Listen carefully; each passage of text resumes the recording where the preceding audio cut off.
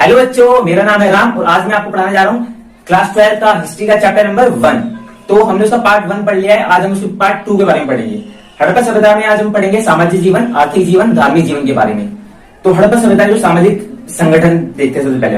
हड़प्पा सभ्यता में समाज को 4 भागों में विभाजित किया गया था: शिक्षित वर्ग, योद्धा वर्ग, व्यापार वर्ग और श्रमिक वर्ग। शिक्षित वर्ग के अंदर पुरोहित, चिकित्सा, जादूगर और ज्योतिष आते थे। योद्धा वर्ग के अंदर वो सैनिक आते थे जो दुर्गों में उपस्थित होते थे। तीसरा व्यापारी वर्ग, व्यापारी वर्ग में बुनकर, कुम्हार, स्वर्णकार आदि आते थे। तथा श्रमिक वर्ग में टोपी बनाने वाले, मछली मारने वाले तथा कृषक आते थे। आगे हम पढ़ते हैं हड़प्पा सभ्यता में भोजन के बारे में। हड़प्पा सभ्यता में भोजन गेहूं, चावल, जौ, तेल, मटर, सब्जियां आदि। वे मांसाहारी भी थे। कछुआ, घड़ियाल, भेड़, बकरी, सुअर और मछली का मांस भी खाते थे। इस काल में चित्रों में खजूर, अनाज, तरबूज, नींबू, नारियल आदि के फलों का चित्रण किया जाता था। वे इन फलों का उपयोग भोजन के रूप में करते थे। इस प्रकार हड़प्पावासी शाकाहारी व मांसाहारी दोनों थे। हड़प्पा सभ्यता में वस्त्र। हड़प्पा सभ्यता के लोग अलग अलग ऋतुओं के हिसाब से अलग अलग कपड़े पहना करते थे। महिलाओं और पुरुषों के कपड़ों में अंतर देखने को मिलता है। जो पुरुष होते थे वो धोती, कुर्ता और पगड़ी पहना करते थे, जबकि महिलाएं घाघरा व साड़ी पहना करती थी। चन्नूदारों से प्राप्त मूर्ति में पगड़ी देखने को मिलती है। हड़प्पा सभ्यता में आभूषण एवं सौंदर्य प्रसाधन।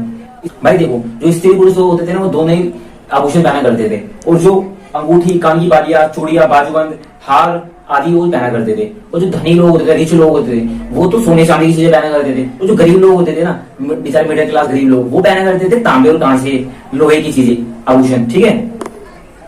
हड़प्पा सभ्यता में मृतक क्रम, यानी कि हड़प्पा सभ्यता में अंतिम संस्कार कैसे किया जाता था। तो हड़प्पा सभ्यता में हमें बहुत सारे शवदान देखने को मिलते हैं, यानी कि शमशान, जहाँ पर लोगों को दबाया जाता है। सब शवदान क्या होते हैं? शवदान होते हैं कब्रें, जहाँ पर बंदा मर जाता है उसको दबाते हैं ना, तो उसे कहते हैं शवदान। तो हड़प्पा सभ्यता में बहुत सारे हमें शमशान देखने को मिलते हैं।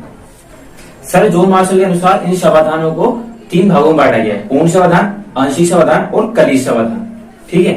तो हम पूर्ण शवदान के बारे में पढ़ते हैं। तो भाई हम बात कर रहे हैं शवदान के प्रकारों के बारे में। जैसा सर जॉन मार्शल ने बताया था, पहला बताया था पूर्ण शवदान। पूर्ण शवदान जब शव को उत्तर से लेकर दक्षिण की ओर दफनाया जाता था तो उसे कहते थे पूर्ण शवदान। तो दूसरा है आंशिक शवदान। आंशिक शवदान क्या होता है? अधूरा शवदान, यानी जब पशु पक्षी किसी मुर्दे को खा गए तो उसके जो शव को दबा दिया जाता था तो उसको कहते थे आंशिक शवदान। तीसरा आता है भाई कलिश शवदान, यानी कि दाह कर्म। जो हम दाह संस्कार करते हैं आजकल के जमाने में, अंतिम संस्कार करते हैं, तो क्या होता है जब मुर्दे को जला दिया जाता है उसके बाद जो बची हुई राख होती है उसको गंगा में मार देते हैं। लेकिन उस टाइम पीरियड में क्या होता था, जो मुर्दा होता था उसको जलाने के बाद उसकी जो थोड़ी बहुत राख वाख बचती थी उसको किसी बर्तन में भरकर दबा दिया जाता था, उसे कहते थे कलिश शवदान, यानी कि दाह कर्म।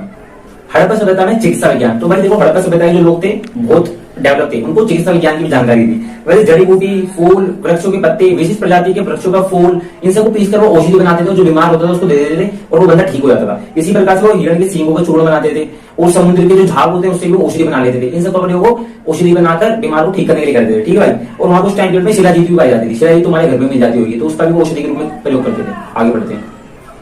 हड़प्पा सभ्यता में आर्थिक जीवन। अब हम पढ़ेंगे हड़प्पा सभ्यता के आर्थिक जीवन के बारे में। कृषि, पशुपालन, व्यापार, कुटीर उद्योग, मातोल की बात, ये सारे हड़प्पा सभ्यता के आर्थिक जीवन के पॉइंट हैं।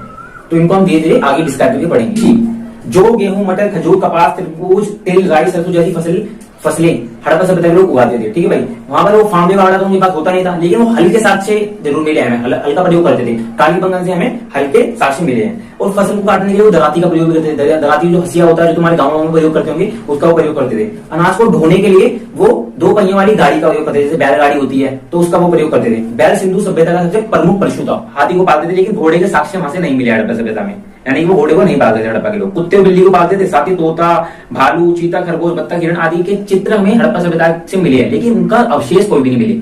ठीक है जी। आगे हम पढ़ते हैं व्यापार के बारे में। हड़प्पा सभ्यता के व्यापार के बारे में पढ़ेंगे। हड़प्पा सभ्यता के लोग व्यापार को बहुत ज्यादा महत्व देते थे। नाप के लिए वो शीशे की पट्टी का प्रयोग करते थे। और चन्नूदारा में जब खुदाई हुई तो वहां से बाट के एक पूरा कारखाना मिला है बाटों का। ठीक है। और समाज में बहुत सारे व्यापारी वर्ग देखने को मिलते हैं हमें। बहुत सारे व्यापारी वर्ग थे समाज के अंदर, जैसे कुम्हार, सुनार और बढ़ई आदि। ठीक है।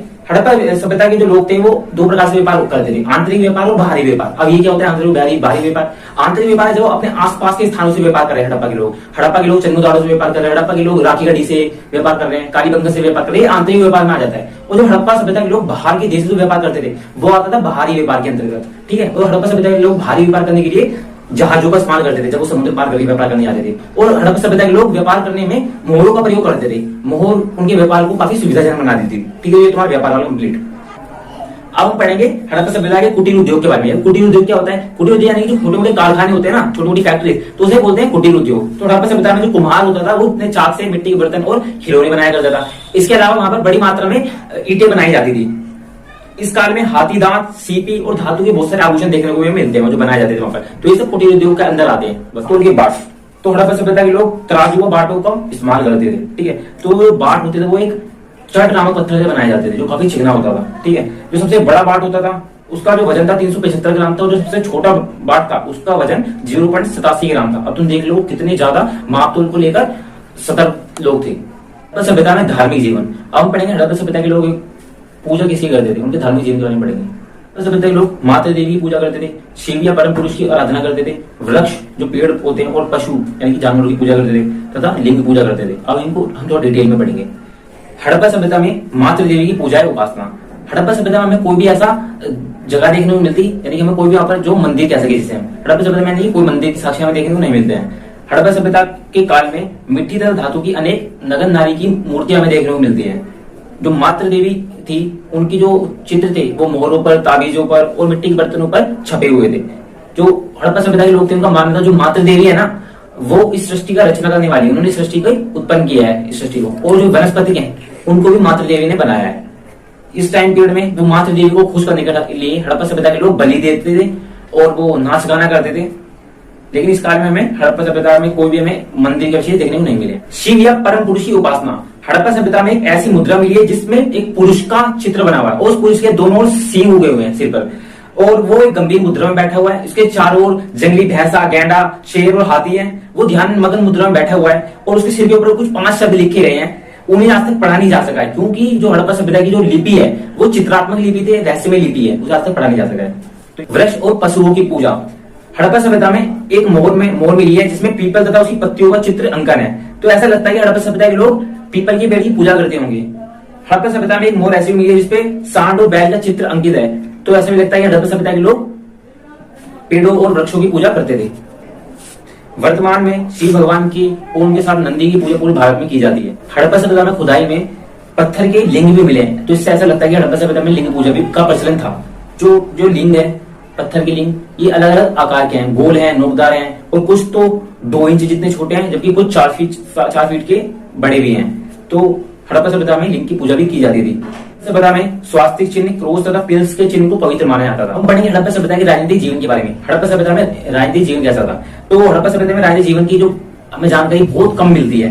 हंटर का मानना है मोहनजोदड़ो में शासन व्यवस्था लोकतंत्रात्मक थी, जबकि इतिहासकार व्हीलर है उनका मानना है कि मोहनजोदड़ो का शासन व्यवस्था पुरोहित यानी जो धर्म गुरु होते हैं, पंडित होते हैं, वो चलाते थे। कुछ इतिहासकारों को मानना है कि हड़प्पा सभ्यता में जो व्यापारी वर्ग है वो शासन करते थे, जबकि कुछ का मानना है कि वहां पर जनप्रतिनिधियों के माध्यम से शासन किया जाता था। हड़प्पा सभ्यता के अगर नगर निर्माण की योजना को देखें तो ऐसा लगता है कि वहां पर नगर पालिका ही शासन करती है। हड़प्पा सभ्यता में कला का विकास, मूर्ति कला, धातु कला, वस्त्र निर्माण कला, चित्रकला, पात्र निर्माण कला, नृत्य तथा संगीत कला, मुद्रा कला, ताम्र निर्माण कला, लेखन कला आदि हड़प्पा सभ्यता में कला का अंदर आते हैं। अब मैं इनको डिफाइन करके बता दूं। जैसे मूर्ति कला थी वो पत्थर, धातु तथा हड्डियों से मूर्तियां बनाई जाती थी। धातु कला सोना, चांदी, तांबा आदि के आभूषण देखने को मिलते हैं, ये सारे धातु से बनाए जाते थे। वस्त्र निर्माण कला, हड़प्पा सभ्यता में चरखे भी देखने को मिलता है, तो यानी कि हड़प्पा सभ्यता में सूत काता जाता चरखे से, तथा सूती कपड़े, ऊनी रेशम कपड़े आदि बनाए जाते थे जिनको पहनने के लिए प्रयोग करते थे हड़प्पा सभ्यता के लोग। चित्रकला, हमें मोरों पर सांड के चित्र, भैंसे के चित्र तथा वृक्ष के चित्र हमें मोरों पर देखने को मिलते हैं। इससे अनुमान लगाया जाता था कि हड़प्पा सभ्यता के लोग चित्रकला में निपुण थे। पात्र निर्माण कला, हड़प्पा सभ्यता में मिट्टी के बर्तन बनाए जाते थे, तो इससे ये पता लगता है कि हड़प्पा सभ्यता में मिट्टी के बर्तन यानी मृदवान का प्रचलन था। नृत्य तथा संगीत कला, हड़प्पा सभ्यता में एक डांसिंग गर्ल यानी कि नृत्य करते हुए मिट्टी मूर्ति मिली है, तो इससे अनुमान लगाया जाता है कि हड़प्पा सभ्यता में नृत्य तथा संगीत कला का प्रचलन था। मुद्रा कला, उत्खनन में भिन्न भिन्न प्रकार के पत्थरों, धातु तथा हाथी दांत और मिट्टी की 600 मोहरें मिली है जिन पर पशुओं के चित्र बने हुए हैं और दूसरी तरफ कुछ लिखा हुआ है, तो इससे अनुमान लगाया जाता है कि वहां पर मुद्रा कला यानी कि मुद्रा का प्रयोग किया जाता था। ताम्र निर्माण कला, हड़प्पा सभ्यता में अलग अलग प्रकार के ताम्र यानी कि तांबे के आयतकार सिक्के मिले हमें जिन पर पशुओं जैसे बैल, भैंसा, गैंडा, सांड, हाथी आदि तथा मनुष्य के चित्र मिले हैं। लेखन कला, हड़प्पा सभ्यता में लिखित शिलालेख या ताम्र विद्वानों में मतभेद है कि ये लिपि किस प्रकार की थी। आज तक कोई भी उस लिपि को समझ नहीं पाया हड़प्पा सभ्यता की लिपि को। हड़प्पा जो सभ्यता की लिपि है, इसकी कुछ विशेषताएं जिनके बारे में हम देखते हैं कि ये लिपि दाईं से बाईं ओर लिखी आती थी। जैसे आजकल आप लिपि देखोगे वो बाईं से दाईं ओर लिखी आती है, यानी कि लेफ्ट टू राइट लिखी आती थी, वो राइट टू लेफ्ट लिखते थे हड़प्पा सभ्यता के लोग। जो ये लिपि थी वो चित्रात्मक थी, यानी कि चित्र बनाकर वहां पर चीजों को लिखा जाता था। उस लिपि में हड़प्पा सभ्यता की लिपि है, रहस्यमय लिपि, उसमें 375 से लेकर 400 चिन्ह थे। ये एक रहस्यमय लिपि थी। इसी के कारण हड़प्पा सभ्यता के बारे में हमें ज्यादा जानकारी नहीं मिल पाती, क्योंकि हड़प्पा सभ्यता में रहस्यमय लिपि का प्रयोग होता था, जिसे आज तक कोई भी समझ नहीं पाए हैं। हड़प्पा सभ्यता में शिल्प कला के बारे में पढ़ेंगे। शिल्प कार्य का अर्थ होता है शिल्प से जुड़े कार्य करना। तो हड़प्पा सभ्यता में मन के बनाना, शंख की कटाई करना, धातु से जुड़े काम करना, मोहरे बनाना, बाट बनाना आदि कामों को किया जाता था। चन्नू दाड़ू ये ऐसी जगह थी जहां पर शिल्प कार्य किया जाता था, बड़ी पैमाने पर किया जाता था। ये एक इंपोर्टेंट सेंटर था, महत्वपूर्ण केंद्र था शिल्प उत्पादन का। यहाँ से हमें बड़े पैमाने पर काफी मात्रा में कूड़ा करकट मिला है, जैसे मोहरों की कूड़ा करकट जो बच जाता था वो काफी बड़े पैमाने पर मिला है। हड़प्पाई लोग मोहरे का इस्तेमाल करते थे काफी बड़ी मात्रा में। हड़प्पाई लोग कांसे का प्रयोग करते थे। कांसा जो होता है एक मिश्र धातु होता है, जिसे तांबा और टिन को मिलाकर बनाया जाता है। मन के होते हैं छोटे छोटे मोती, कि मोती को ही मन का कहा जाता है, और ये मन के का प्रयोग बड़ी मात्रा में हड़प्पा सभ्यता में किया जाता था। मन के सेलखड़ी, कांदिलियन, जैस्पर, तांबा, सोना, कांसे आदि के मन के बनाए जाते थे, जो मनकों को मालाओं में पिरोकर मालाएं बनाई जाती थी, और मन के हड़प्पा सभ्यता की मुख्य वस्तु है। अब पढ़ेंगे हड़प्पा सभ्यता के पतन के बारे में। हड़प्पा सभ्यता का अंत कैसे हो गया आखिरकार। तो हड़प्पा सभ्यता के अंत को लेकर इतिहासकारों के बीच मतभेद है। कुछ इतिहासकार कुछ कहते हैं, कुछ इतिहासकार बोलते हैं कि बाढ़ के कारण हड़प्पा सभ्यता का अंत हो गया। कुछ इतिहासकार बोलते हैं आग लग गई थी हड़प्पा सभ्यता में। कुछ बोलते हैं आगे ने आक्रमण कर दिया इसलिए हड़प्पा सभ्यता का अंत हो गया। अब हम देखते हैं इस बारे में। तो कुछ इतिहासकार को मानना है कि हड़प्पा सभ्यता में जलवायु परिवर्तन में बहुत ज्यादा ठंड पड़ गई है, बहुत ज्यादा गर्मी पड़ गई, जिससे हड़प्पा सभ्यता का अंत हो गया। कुछ का मानना है वहां पर प्राकृतिक आपदा आ गई, जैसे भूकंप आ गया, कुछ या फिर अकाल आ गया, महामारी आ गई। कुछ बोलते हैं बाहरी आक्रमण, जैसे आर्य जाति जो आर्य थे उन्होंने आक्रमण कर दिया और हड़प्पा सभ्यता का अंत हो गया। कुछ का मानना है कि वनों की कटाई, हड़प्पा सभ्यता में इतनी ज्यादा वनों को काटा गया कि वहां पर वन बचे नहीं, इसलिए रहने के लिए भी उनको जगह नहीं बची, और मतलब की सांस के लिए ऑक्सीजन नहीं बची और मर गए सब। इसलिए और कुछ का मानना है कि नदियां सूख गई। कुछ बोलते हैं नदियों ने मार्ग बदल लिया, इसलिए भी भूखे प्यास के कारण मर गए हड़प्पा सभ्यता में लोग। कुछ का मानना है कि वहां पर बाढ़ों का आना और बहुत सारी महामारियों के कारण भी हड़प्पा सभ्यता का अंत हो गया। अब आप है ना जब इस पॉइंट के बारे में लिखेंगे तो कुछ इतिहासकारों के बारे में लिख देना कि उन्होंने क्या कहा है, उससे आपको एक्स्ट्रा नंबर मिल जाएंगे। जैसे प्रिंगट एवं व्हीलर ये इतिहासकार है, इन्होंने कहा था कि आर्य जाति का जो आक्रमण है उसके कारण ही हड़प्पा सभ्यता का अंत हो गया। ऐसे ही सर जॉन मार्शल और अर्नेस्ट मेर्केल, एस.आर. राव ये इतिहासकार है, इनका मानना है कि जो नदियों में आने वाली बाढ़ थी उसने हड़प्पा सभ्यता को पूरी तरह से अंत कर दिया। इसी प्रकार अरमानंद घोष, डी.पी. अग्रवाल इनका मानना है कि जलवायु में इतनी ज्यादा परिवर्तन हुए, वो जो हड़प्पा सभ्यता के लोग थे वो अपने आप को उस जलवायु परिवर्तन के अनुसार ढाल नहीं पाए, इसलिए हड़प्पा सभ्यता का अंत हो गया। तो बच्चों यहाँ पर आपका हड़प्पा सभ्यता का जो चैप्टर है ईंटें मनके तथा अस्थियां, इसका अंत होता है। जो आपको ये वीडियो अच्छी लगी हो तो इस चैनल को लाइक, सब्सक्राइब और शेयर जरूर करना इस वीडियो को। और बच्चों अपना प्यार ऐसे देते रहो। मैं जल्द आऊंगा आपके लिए सेकंड चैप्टर लेके, तब तक के लिए bye bye, tata, goodbye. बहुत इंपॉर्टेंट बच्चों, मैं आपको नेक्स्ट वीडियो में ये भी बताऊंगा कि आपका जो नया सिलेबस है, सीबीएसई ने जो नई गाइडलाइंस लागू करी है उसके अनुसार आपका नया सिलेबस क्या है, ये मैं आपको